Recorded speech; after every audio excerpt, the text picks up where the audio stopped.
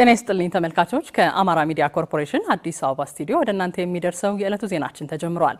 ሉላ ኢትዮጵያን ጨምሮ የተለያዩ ጉዳዮችን ወደ እናንተ እናደርሳለን። በቆይታችን የተለያዩ ጉዳዮች ወደ እናንተ ይደርሳሉ። ከዜናዎቹ ጋር ሰብለጽጌ ነኝ። ባለፉት 6 ወራት የወንጀል ተጠያቂነትን ማስፈን የሚያስችል ልዩ የሆነ የአቃቢ ሕግ የችሎት እውነትን የማፈላለግና ማህበራዊ ትስስር ኮሚሽን እንዲሁም አጣሪ ኮሚሽንን ማቋቋሙን የፍትህ ሚኒስቴር አስታውቋል። በሽግግር ፍትህ ዙሪያ የተጠናቀቁ የህግ ረቂቆች ቀርበው ከህዝብ ግብአት ማሰባሰብ እንዲደረግባቸው ለህዝብ ተወካዮች ምክር ቤት ቀርበው እንዲጸድቁ ዝግጅቱን ማጠናቀቁን የፍትህ ሚኒስቴር ገልጿል። ቤተልሔም ሰለሞን ተጨማሪ አላት። በኢትዮጵያ የተፈጸሙ ጉልህ ሰብአዊ መብት ጥሰቶችን ለአንዴና ለመጨረሻ ጊዜ እልባት እንዲያገኙና ሰላምን ለማረጋገጥ እንዲያስችል ከመደበኛ ወንጀል ፍትህ አስተዳደር ውጪ የሽግግር ፍትህ ፖሊሲ ትግበራ በ2015 ዓ.ም ወደ ስራ መግባቱ ይታወቃል። በእነዚህ ጊዜያት ውስጥ የሽግግር ፍትህ ሂደቱን እያስተባበረ እንዲመራ ኃላፊነት የተሰጠው የፍትህ ሚኒስቴር ፖሊሲ ከማዘጋጀት ጀምሮ አዳዲስ ነጻ ሆኖ የሚቋቋሙ ተቋማትን ማዋቀር የሚያስችል የተሟላ ፍኖተ ካርታ ተዘጋጅቷል ብሏል። በዚህም ባለፉት 6 ወራት የወንጀል ተጠያቂነትን ማስፈን የሚያስችል ልዩ የሆነ አቃቢ ሕግ የችሎት እውነትን የማፈላለግና ማህበራዊ ትስስር ኮሚሽን እንዲሁም አጣሪ ኮሚሽንን ማቋቋም የሚያስችል የህግ ማዕቀፍ ረቂቅ ተዘጋጅቶ መጠናቀቁንም በፍትህ ሚኒስቴር የብሔራዊ ሰብአዊ መብቶች መከታተያ ዳይሬክተሮች ዳይሬክተር አወል ሱልጣን ተናግረዋል።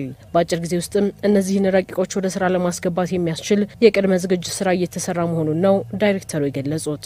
አሁን የህግ ማዕቀፍ ስራዎችን ስላጠናቀቅ ስለጨረስን በአጭር ጊዜ ውስጥ ይህን ረቂቅ ለማህበረሰቡ የማጋራት ስራ ነው የምንሰራው። ረቂቁን ማለት ነው ረቂቁን የማጽደቅ ሂደቱ ከመሻገሩ በፊት ረቂቁን ለህዝቡ እናጋራለን።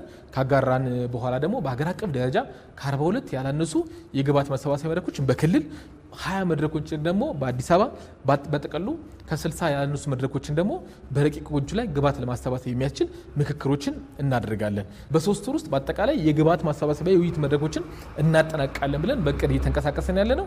በዚህ ሂደት ውስጥ ከ130 ያላነሱ የዩኒቨርሲቲ መምህራኖችና የሲቪል ማህበረሰብ ድርጅቶችን በሀገር አቀፍ ደረጃ እናሳትፋለን ብለን እናስበው። እነዚህ ሰዎችን ኦንቦርድ የማድረግ የመለየት ኦሪንቴሽን የመስጠት የተለያዩ ስራዎችን በቀጣይ ስራ በዚህ አንድ ውስጥ የምናከናውነው ማለት ነው። የሽግግር ፍትህ ትግበራ ተጠያቂነትን ማስፈን ብቻ ሳይሆን ቅድመ ሁኔታ መሰረት ያደረገ ምህረትና ማካካሻ በመርህ ደረጃ የሚካተቱ መሆናቸውን የገለጹት አቶ አወል በዚህ ሂደት ውስጥ የማህበረሰቡን ትስስር ወደ ነበረበት መመለስ የሽግግር ፍትህ ፖሊሲ ዋና ዓላማ መሆኑንም ዳይሬክተሩ ተናግረዋል። ማህበረሰቡ ከሽግግር ፍትህ የሚያገኝበት አንደኛው ምክንያት ሶሻል ኮሄዥን መገንባት ወይም ደግሞ የተሰበረውን የተናጋውን የማህበረሰብ ትስስርና ግንኙነት ወደ ነበረበት መመለስ እርቅን ማምጣት ነው። ስለዚህ እርቅን በማምጣት ሂደት ውስጥ ህዝቡ የሽግግር ፍትህ ፖሊሲን ዓላማ በሚገባ መረዳቱ ጥቅሙ ምንድነው? የሚመጣውን ውጤት ተቀብሎ በዛ ሂደት ውስጥም ተሳታፊና ባለቤት ሆኖ በስተመጨረሻ ላይ በዳይ ለተበዳዩ ይቅርታ ጠይቆ ተበዳዩም ለበዳይ ይቅርታ ጠይቆ ለአንዴና ለመጨረሻ ጊዜ ያለፉትን ግጭቶች ያለፉትን ቁርሾች ያለፉትን በደሎች ለአንዴና ለመጨረሻ ጊዜ ፈቶ ቀጣዩን ዘመን የሰላም የዲሞክራሲና ሰብአዊ መብት የሚከበርበትን ሁኔታ መፍጠር ማስቻል ነው። ስለዚህ በዚህ ሂደት ውስጥ ህዝቡ አንደኛ ኤክስፔክት ማድረግ ያለበት ይሄ ሂደት እኔን ይጠቅመኛል፣ ይሄ ሂደት የኔን የመጻኢ ዕጣ ፈንታዬን በበጎ ዲተርማይን ያደርግልኛል ብሎ መቀበልና ማመን መቻል አለበት። የሚመጣውን ውጤትም ደግሞ ባለቤት ሆኖ ለመቀበል ደግሞ ተሳትፎ ማድረግ መቻል አለበት። በህዝብ ምክክር ውስጥ መሳተፍ መቻል አለበት። እውነትን በማፈላለግ ሂደት ውስጥ መሳተፍ መቻል አለበት። በሌሎችም የሽግግር ፍትህ ማምጫ ሂደቶች ውስጥ መሳተፍ መቻል አለባቸው። የሽግግር ፍትህ ፖሊሲ ወደ ትግበራ ሲገባም በመደበኛው የፍትህ ስርዓት ላይ አዎንታዊ ተጽዕኖ እንደሚያሳድርም አቶ አወል ተናግረዋል። የሽግግር ፍትህ ፖሊሲ የወንጀል ተጠያቂነትም ሆነ ሌሎች የፍትህ ማምጫ ስርዓቶች እንዳቸው የላንዲና ለመጨረሻ ጊዜ ፍትህን ማምጣት ነው። ወይም ደግሞ እንደዚህ አይነት ተመሳሳይ ሲሪየስ የሆኑ የሂውማን ራይት ቫዮሌሽኖች እንዳይፈጸሙ ማድረግ ነው። ያማል ነን ሪከረንስ ምንለው ማለት ነው። ወይ ደግሞ እንደዚህ አይነት ተመሳሳይ ድርጊቶች ድጋሚ እንዳይፈጸሙ የማድረግ ዓላማ ነው ያላቸው። ስለዚህ በመደበኛው የሆነ መንግስት አገልግሎት አሰጣጥ ሂደት ውስጥም በፍትህ ተቋማት ውስጥ በጸጥታ ተቋማት ውስጥ በሌሎችም አሁን በፖሊሲ ውስጥ ሲመላከት በአንድም ሆነ በሌላ መልኩ ለሰብአዊ መብት ጥሰት ሚና ነበራቸው ወይም ደግሞ እነሱ ሚናቸው በሚገባ ባለመወጣታቸው ምክንያት የተጣሱ የሰብአዊ መብት ጥሰቶች አሉ ተብሎ የተለዩ ተቋማት እነዛ ተቋማት ላይ የሚሰራው የወንጀል ተጠያቂነትን የሪፎርም ስራ በአጠቃላይ ሌሎች ተቋማት ላይ ኤክስቴንድ ያደርጋል በሂደት ማለት ነው። ስለዚህ እነሱን ታርጌት አድርጎ የሚሰራ ስራ ባይሆንም ለጊዜው የትራንዚሽናል ጀስቲስ የሚያመጣው ኢንፑት ግን ወይም የሚያመጣው ኢምፓክት ወይም ውጤት ግን በሌሎች የፍትህ ስርዓቶቻችን ላይ የሚያመጣው ግን በጎ ተጽዕኖ ግን ቀላል የሚባል አይደለም ማለት ነው። ለሽግግር ፍትህ ፖሊሲ ትግበራው ውጤታማነት ሁሉም ሚናውን በአግባቡ ሊወጣ እንደሚገባም ነው ዳይሬክተሩ የተናገሩት። ከዳሽን ቢራ ፋብሪካ አክሲዮን ማህበር የሚወገደውን ፍሳሽ በመጠቀም በአመት 2 ጊዜ በመስኖ ልማት ማምረት እንዳስቻላቸው በደብረ ብርሃን ከተማ አስተዳደር የሚገኙ አርሶ አደሮች ተናገሩ። በከተማው በርካታ ኢንዱስትሪዎች የሚገኙ በመሆኑ የሚያስወግዱትን ፍሳሽ አጣርተው ጥቅም ላይ ለማዋል እየተሰራ ነው ተብሏል። ለዓለም ላይኩን ተጨማሪውን ይዟል። በባቄላ ላይ ትንሽ ተጽዕኖ አምጥቶ ነበረ። የማቃጠል ነበር፣ ሽታ ነበረው። ያው ሽታው እየጎዳን ነው። ምን ይሻላል ብለን ጠይቀው ጥያቄያቸው ምላሽ አግኝቷል። እነዚህ አርሶ አደሮች ነዋሪነታቸው በደብረ ብርሃን ከተማ ነው። ጥያቄ እንዲያነሱ ያደረጋቸው ደግሞ ከዳሽን ቢራ ፋብሪካ የሚወገደው ፍሳሽ አካባቢውን እየበከለ ነው በሚል ነው። ይህ ችግር ዛሬ ላይ ታሪክ ሆኗል። አርሶ አደሮቹም አካባቢ ሲበክል በነበረው ፍሳሽ መስኖ እያለሙበት ነው። በአመት አንዴ ነበር የምናመርተው፣ አሁን በአመት 2 ነው የምናመርተው።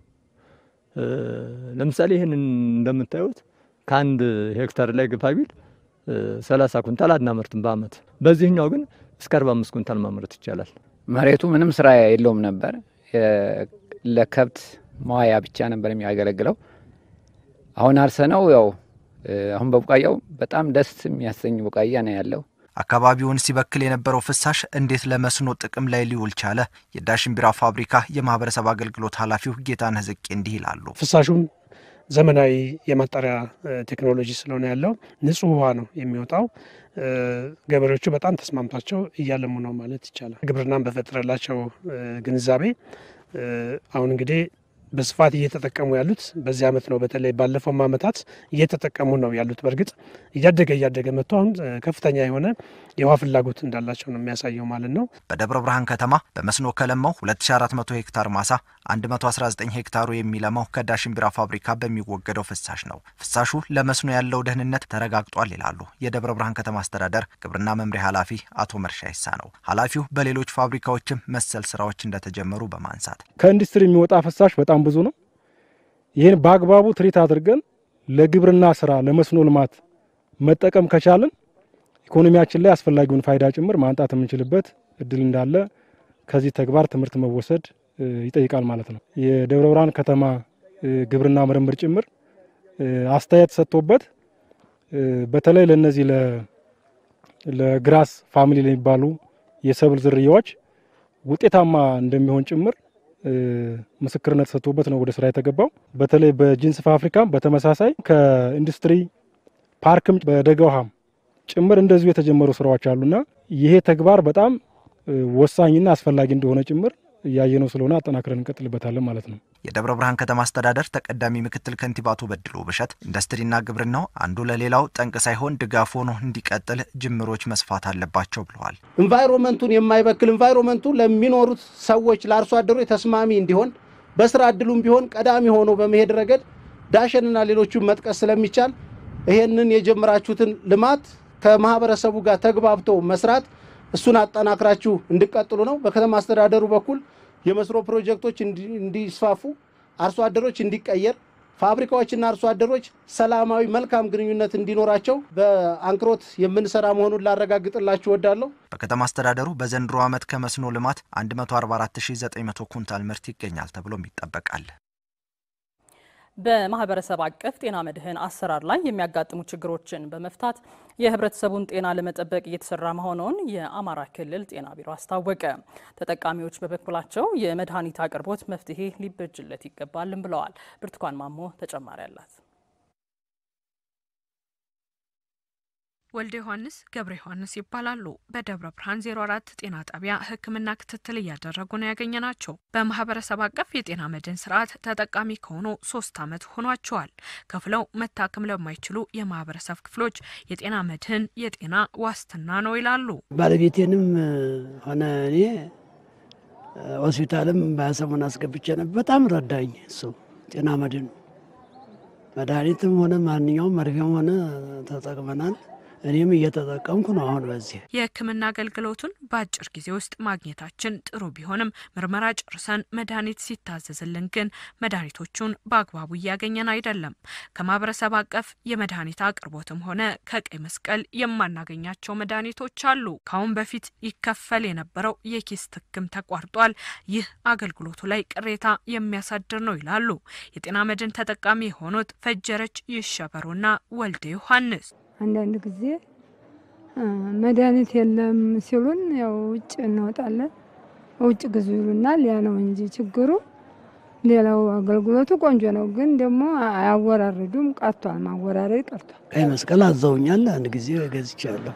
ሲጠፋ ሳይኖር እንደዛ ነው። ከግልማ ያው እንትን ታሽ ተቻሽ ትገዣለሽ። አሁን ምሳሌ 4000 5000 ታሮሽ መግዛታችን የጤና መድህን አገልግሎትን ተደራሽ በማድረግ ሰፊ ስራ እየተሰራ ቢሆንም የመድኃኒት አቅርቦት ችግር አገልግሎቱ እንዲደበዘዝ አድርጎታል። ይህንን ለመፍታት ከክልል ጋር በመናበብ እየሰራን እንገኛለን። ከዚህ ባለፈም አዳዲስ መንገዶችን ተግባራዊ በማድረግ ችግሩን ለመቅረፍ ትኩረት አድርገናል ያሉት በኢትዮጵያ ጤና መድህን አገልግሎት የደብረ ብርሃን ቅርንጫፍ ስራ አስኪያጅ ክንፈ ሰይፉ ናቸው። በፊት የኪስ ትክ የሚባለው ቀርቷል፣ በመመሪያ ቀርቷል። ይሄ አገር አቀፍ ነው። ስለዚህ መድኑን የሚገልጽ አሰራር ስላይደለ ስህተትም ስለነበረ የበፊቱ አሰራር እሱ እንዲታረም ተደርጓል። ገንዘቡን ቀድሞ ይወስዳሉ እነዚህ ጤና ጣቢያዎች ማለት ነው። ስለዚህ በሚፈልጉበት ጊዜ ከሚፈልጉበት ቦታ ጤና ሚኒስቴር ያወጣውን የመድኃኒት የግዢ ስርዓትን ተከትለው እንዲገዙ የሚደረግበት ሁኔታ ነው ያለው። ይህንን በሁሉም ወረዳ ለማስፋት ቀጣይ ትኩረት ተሰርቆ የሚሰራበት ሁኔታ ነው የሚኖረው። በአማራ ክልል ያለውን የመድኃኒት አቅርቦት በመከታተልና በማሻሻል በርካታ ተግባራት ተከናውነዋል። አሁንም ችግሩ ሙሉ በሙሉ ባለመቀረፉ ቀሪ ተግባራት ይኖራሉ። የማህበረሰብ አቀፍ የጤና መድን አገልግሎት ተጠቃሚዎች መድኃኒቶችን በቀላሉ እንዲያገኙ የሚያደርጉ አሰራሮችን ለመተግበር በዝግጅት ላይ እንገኛለን ያሉት ደግሞ የክልሉ ጤና ቢሮ የመድኃኒትና የሕክምና መሳሪያዎች አቅርቦት ስርጭትና ክትትል ዳይሬክተር ዘለቀ አበጀ ናቸው። አሁን ላይ ያለው የአቅርቦት ስርዓት ተሻሽሏል ማለት ይቻላል። ምክንያቱም ከዚህ በፊት በተሽከርካሪ ቀጥታ ወደ ክልሉ የማይመጣ የነበረበት መድኃኒት አሁን በተሽከርካሪዎች በተለያዩ አጋር ድርጅቶች ድጋፍ በተሽከርካሪ መድኃኒቶች ከአዲስ አበባ ወደ ክልሉ የሚመጡበት ሁኔታ እየተመቻቸ ስለሆነ እንዲሁም ደግሞ ከሀቦች ወደ ተቋማት ወደ አገልግሎት ወደ ሆስፒታሎችና ወደ ጤና ጣቢያዎች ወደ በወቅቱ እንዲሰራጩ እየተደረገ ያለው ጥረት ስራ በጣም ሰፊ ስለሆነ መሻሻሎች አሉ። አሁንም ግን ችግሮች አሉ የሚለውን ነገር በደንብ ችግሮችን ለይተን የሚመለከታቸውን አጋሮችና ባለሙያዎች በማስተባበር እየሰራን እንገኛለን ማለት ነው።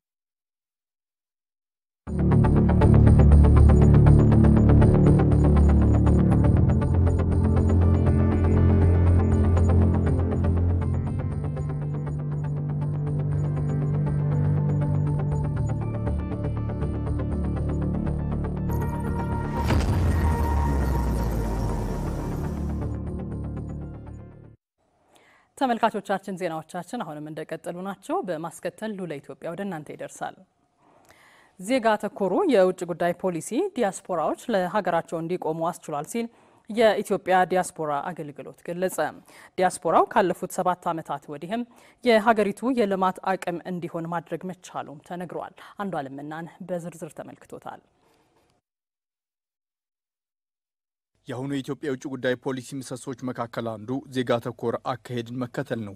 ይህ ፖሊሲ ዜጎች በየትኛውም የዓለማችን ክፍል ሆነው ስለ ሀገራቸው እንደሚያስቡ ሁሉ መንግስትም ኢትዮጵያንም ሆነ ዲያስፖራዎች ችግር ሲደርስባቸው ቀድሞ መድረስ ነው ይላሉ የኢትዮጵያ ዲያስፖራ አገልግሎት ምክትል ዋና ዳይሬክተር በላይነህ ሀቅናው። የዜጎችን መብት አደጋ ሲደርስባቸው በየጊዜው ውጭ ሀገር ያለ ስራ ፍቃድ ወይንም ያለ መግቢያ ፍቃድ የሚገቡ ዜጎች ሲታሰሩ እንግልትም ሲደርስባቸው ጭምር ይሄ ብሔራዊ ፍልሰት ጥምረቱ ኮሚቴ ተዋቅሮ እዛ ድረስ በመሄድ የምንሰራው ስራ ነው ማለት ነው። እንደ ምሳሌ እኛም እንደ ተቋም እኔም በግሌ የተሳተፍኩበት የዛሬ ዓመት ገደማ ወደ ሳውዲ አረቢያ 70,000 የኢትዮጵያ ዜጋ ለመመለስ ነበር ይሄድ ነው።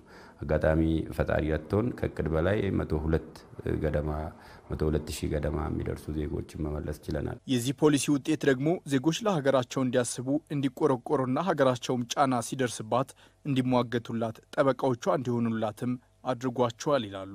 የኖ ሞር ሙቭመንትን በምንም ጊዜ ታሪክ የሚረሳው አይደለም። ኖ ሞር ሙቭመንት ሁሉም ዲያስፖራ በዓለም ላይ የሚገኝ የተካፈለበት ነው። ሁለተኛው እንደዚሁ ለህዳሴ ግድብ የተለያየ ምርምርን የተለያየ ጥናትን ከማድረግ አንፃር ዲያስፖራው በእውቀቱ ባለው የሙያ በሙሉ አቅሙ ሲያግዝ ነበር። በሶስተኛ ደረጃ ልንገልጽ የምንችለው ኢንካይንድ በስጦታም በቦንድ ግዢም ለታላቁ ህዳሴ ግድብ ሲያበረከቱት የነበረ ለምሳሌ ባለፉት ዘመናት ውስጥ አንድ ላይ ተደምሮ 1.5 ቢሊዮን ዶላር አካባቢ ተዋጥቷል። አሁን ደግሞ እስከ ሰኔ ባለው ጊዜ 3 ሚሊዮን ከዲያስፖራው ማህበረሰብ ለመሰብሰብ እየሰራን ነው የምንገኘው። ከዚህ ውስጥ ለሀገር ለዜጋ የሚጠቅም ነገር በመናሰባስብበት ወቅት የዲያስፖራው ሚና ልክ እንደ ሀገሬው ዜጋ በጣም ይጎላ ነው።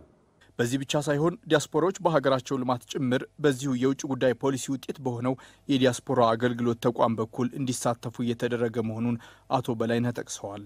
አሁን ባለንበት ወቅት ላይም ዲያስፖራው በብዛት ሀገሪቱ ከፈጠረችው መልካም ሁኔታዎች የልማት እና አጠቃላይ በማህበረሰብ አገልግሎት ውስጥ መሳተፍ የሚፈልጉ ዲያስፖራዎች ወደ ሀገራቸው የመጡ በልማቱ ውስጥ እየተሳተፉ ይገኛሉ። ይሄ በተለያየ ዘርፍ መግለጽ ይቻላል።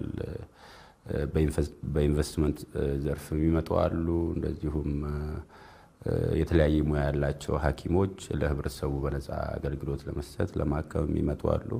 እንደዚሁም ለተለያየ ስልጠናዎች የሚያውቁትን ኤክስፒሪየንስ ትራንስፈር ለማድረግ እየመጡ ያሉ ዲያስፖራዎች አሉ። ከዛ በስተመለስ ደግሞ ባሉበት ሀገር ላይም በዲጂታል ዲፕሎማሲው ረገድ ስለ ሀገራቸው መብት ጥቅም በመቆም የሚከላከሉ የሚጽፉ የተለያዩ ጥናትና ምርምሮችን አድርገው ለሀገራቸው የሚያበረክቱ ዲያስፖራዎችም እንደዛው ይገለጣሉ።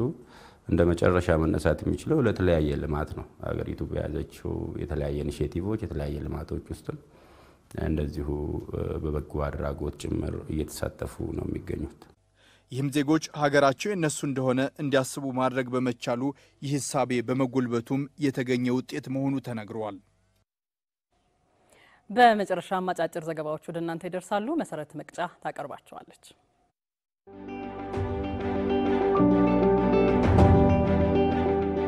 የኢትዮጵያ ፌዴራል ፖሊስ በትውልድ ቅብብሎሽ የተገነባ ህብረ ብሔራዊ ሰራዊትና ተቋም መሆኑን የፌዴሬሽን ምክር ቤት አፈ ጉባኤ አቶ አገኘሁ ተሻገር ተናገሩ። ሀገር አቀፍ 116ኛው የኢትዮጵያ ፖሊስ ቀን የሲምፖዚየምና አውደ ርዕይ ዝግጅት የተለወጠ ፖሊስ እየተለወጠ ላለ ሀገር በሚል መሪ ሀሳብ በአዲስ አበባ ሳይንስ ሙዚየም መከበር ጀምሯል። የፌዴሬሽን ምክር ቤት አፈ ጉባኤ አቶ አገኘሁ ተሻገር በዚህ ወቅት ባስተላለፉት መልእክት የኢትዮጵያ ፖሊስ በትውልድ ቅብብሎሽ የተገነባ ሰራዊትና ተቋም ነው ብለዋል።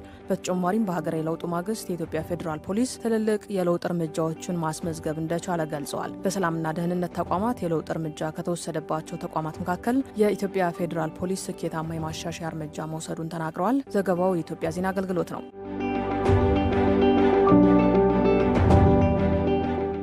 ታላቁ የኢትዮጵያ ህዳሴ ግድብ ከኃይል ማመንጫነቱ ባለፈ የአካባቢውን ስነ ምህዳርና ብዝሃ ህይወት በመጠበቅ ረገድ ከፍተኛ አስተዋጽኦ ያለው መሆኑ ተገለጸ። ኢትዮጵያ በህዳሴ ግድብ ላይ በተፈጠሩ ከ70 በላይ ደሴቶች የቱሪዝም መስህብ ስፍራ በማድረግ ጎብኚዎች ከሚዝናኑባቸው ተመራጭ ስፍራዎች መካከል የማድረግ እድል አግኝታለች። ከተፈጠሩት ደሴቶች ከ40 በላይ የሚሆኑት እያንዳንዳቸው ከ10 ሄክታር በላይ ቦታ የያዙ በመሆኑም ለመዝናኛ ስፍራነት፣ ለብዝሃ ህይወት ጥበቃ፣ ለአካባቢ ስነ ምህዳር ውበትና በአየር ሁኔታው ተመራጭና ምቹ የመኖሪያ አካባቢ ማድረግ ጠቀሜታ እንደሚኖረው በአሶሳ ዩኒቨርሲቲ የስነ ምህዳርና ስነ ህይወት ትምህርት ክፍል መምህር ጌታቸው ገለታ ተናግረዋል። የአካባቢውን ሞቃታማ የአየር ንብረት በመቀየር ሀገር በቀል እጽዋቶች እንዲበራከቱና በአሳ ምርትም በግንባር ቀደምትነት ሊጠቀስ የሚችል ስፍራ ይሆናል ሲሉ ተናግረዋል። የውሃ ሀብት የብዝሃ ህይወት መሰረት በመሆኑ በግዙፉ ባህር ላይ ህይወታቸውን የሚያደርጉ እንስሳትና አዋፋት እንዲሁም በአካባቢው በምቾት የሚለሙ እጽዋት እምቅ ሀብቶች ይሆናሉ ብለዋል። ይዚያ ዘግቦታል።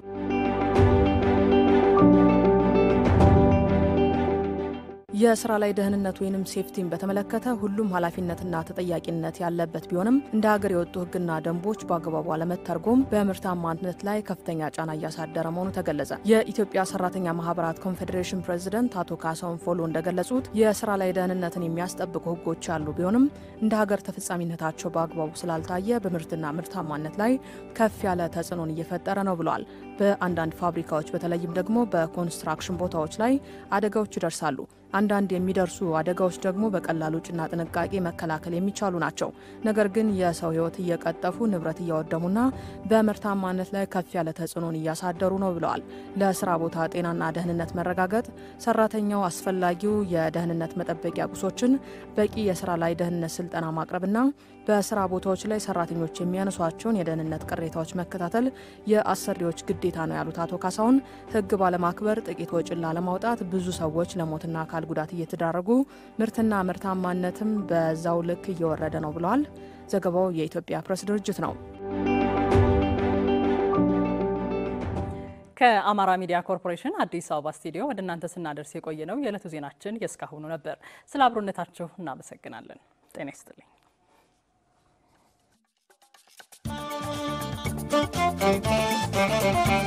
Thank you.